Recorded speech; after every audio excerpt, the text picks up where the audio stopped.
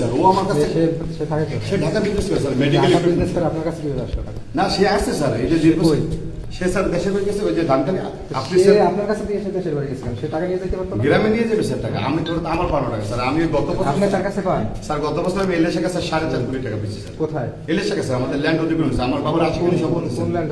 এই যে স্যার, আমি ডিটেল বলছেন আমার ভগ্নিপতি ওর কাছ থেকে আমার টাকা ছিল ও বড় বিজনেসম্যান স্যার ওই ব্যবসার খাতিরে যাবো ব্যবসার খাতিরে স্যার আমার টাকা দেওয়া এই সময় যেহেতু ব্যাংকে এই মুহূর্তে লেনদেন করে ব্যাংকে স্যার আমি বলে বলছি স্যার ইঞ্জিনিয়ার রাশেদ স্যার তো ব্যাংকে এই মুহূর্তে লেনদেন করে ঝামেলা হয়ে স্যার এই টাকাটা স্যার ও আসার সময় নিয়ে এসে গাড়ি দিবে আমাকে নিয়ে ওর দেশের বের চলে গেছে স্যার এই হলো মূল ঘটনা তো আমি আসতেছিলাম আমাকে এই স্কুল সেন্টারটা স্যার না না না, আমরা তো সন্দেহের ভিত্তিতে নিয়ে এসেছি।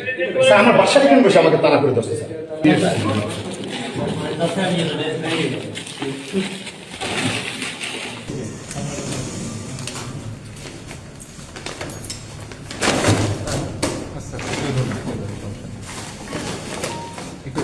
একটু সুন্দরভাবে অর্গানাইজ করতে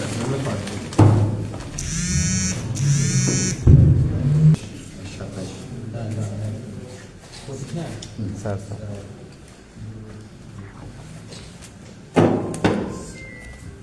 আগে সাজান পরে কাউন্ট করতে ইজি হবে।